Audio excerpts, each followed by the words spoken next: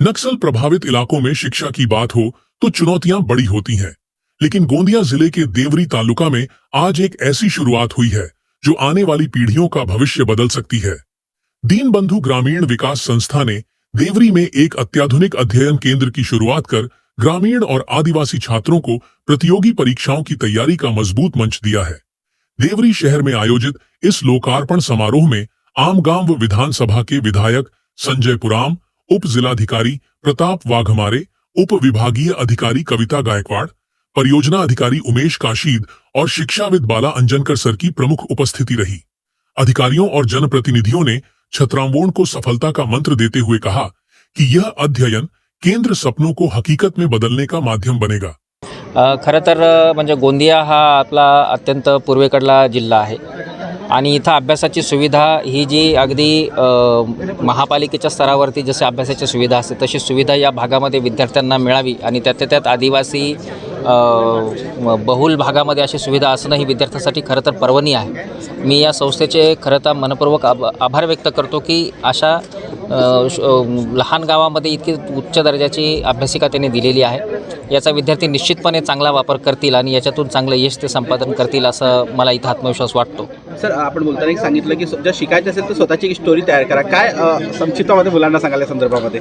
याच्या संदर्भामध्ये मुलांना मी एकच सांगेन की सर्वसामान्य पद्धतीनं आपण जीवन जगत असताना हे ओळखायला पाहिजे की आयुष्य हे एकदाच मिळतं आणि आयुष्य मिळत असताना या आयुष्याचा वापर आपण कशासाठी आलेलो आहोत, का हा प्रश्न स्वतःला विचारला पाहिजे आणि का हा जर प्रश्न स्वतःला विचारला तर का मधून जी उत्तरं येतील त्या पद्धतीनं पुढे वाटचाल करण्यासाठी आपल्याला खूप चांगला मार्ग मिळतो आणि त्यामुळं विद्यार्थ्यांनी करत असताना आपल्यामधल्या ज्या असामान्य बाबी आहेत त्याचं सामान्यीकरण न करता असामान्यत्व पुढे घेऊन विद्यार्थ्यांनी जर सिद्ध केलं तर त्यांची एक चांगली स्टोरी बनेल। ते सर्वसामान्य पद्धतीनं जगले आणि मृत्यू पावले असं होणार नाही, तर एक लोकांच्या लक्षणीय राहील आणि त्यांचं कॉन्ट्रिब्युशन या देशासाठी समाजासाठी मिळेल।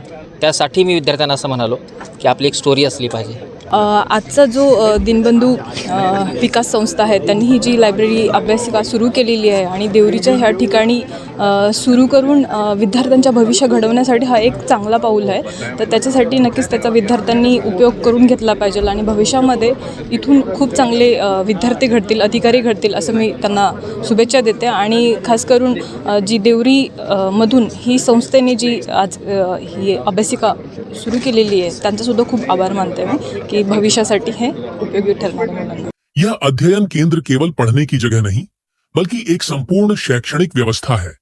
यहाँ ऐसी युक्त अध्ययन कक्ष, हर छात्र के लिए अलग बैठने की व्यवस्था, मुफ्त इंटरनेट और डिजिटल लाइब्रेरी, सभी प्रतियोगी परीक्षाओं की पुस्तकें, सुरक्षा के लिए सीसीटीवी कैमरे और शांत अनुशासित माहौल उपलब्ध कराया गया है। अध्ययन केंद्र में छात्रों की सुविधा के लिए स्वच्छ पेयजल, अलग अलग स्वच्छता गृह, समाचार पत्रों की नियमित व्यवस्था और समय समय पर विशेषज्ञों के व्याख्यान भी आयोजित किए जाएंगे। यह पहल उन छात्रों को लिए वरदान है जो संसाधनों के अभाव में पीछे रह जाते थे।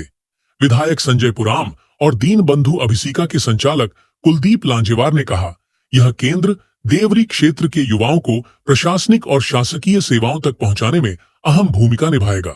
दीनबंधु ग्रामीण संस्था देवरीच्या वतीने आज आदिवासी ग्रामीण भागामध्ये अशा प्रकारच्या वाचनालयाची निर्मिती करणे हे आमच्या भागातील सर्व विद्यार्थ्यांसाठी एक प्रेरणादायी ठरलेलं आहे।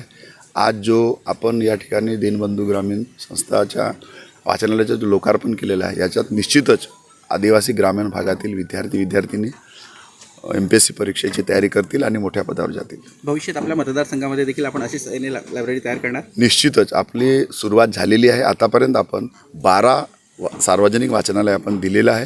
पुढे देखील आपण विद्यार्थ्यांच्या दृष्टिकोनातून हे आपण करतो आहे। दीनबंधु ग्रामीण विकास संस्था विविध सामाजिक क्षेत्रात काम करत आहे। यापूर्वी नगरपंचायत कार्यालय देवरी आणि दीनबंधु ग्रामीण विकास संस्था यांच्या संयुक्त विद्यमाने सार्वजनिक वाचनालय आणि अभ्यासिका केंद्राची आम्ही निर्मिती केली होती।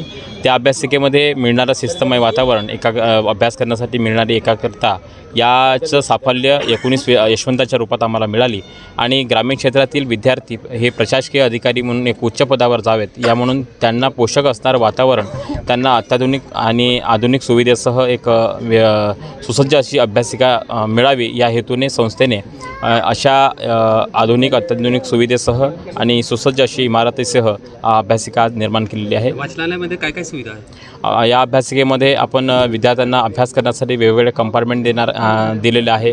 त्यांना वायफायची सुविधा दिलेली आहे. त्यांना त्यांच्या आरोग्यासाठी एक व्यवस्थित पाणी मिळावं म्हणून त्यांना आरोचं पाणी आपण आरोच्या पाण्याची व्यवस्था केलेली आहे. विद्यार्थ्यांना अजून आपण यापुढे ई लायब्ररीचं एक आपलं नियोजन आहे ते सुद्धा आपण विद्यार्थ्यांसाठी सोयी करणार आहे. विद्यार्थ्यांना स्पर्धा परीक्षेचे जे अर्ज आहे ते अभ्यासिकेमधूनच भरता यावे त्यासुद्धासाठी अभ्यासिका त्यांना ही सेवा देणार आहे. दीनबंधु ग्रामीण विकास संस्था के माध्यम से पहले ही 18 छात्र शासकीय सेवाओं में चयनित हो चुके हैं.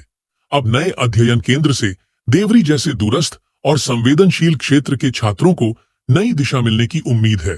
लोकार्पण समारोह में बड़ी संख्या में विद्यार्थी और अभिभावक मौजूद रहे और उन्होंने इस पहल की सराहना की है.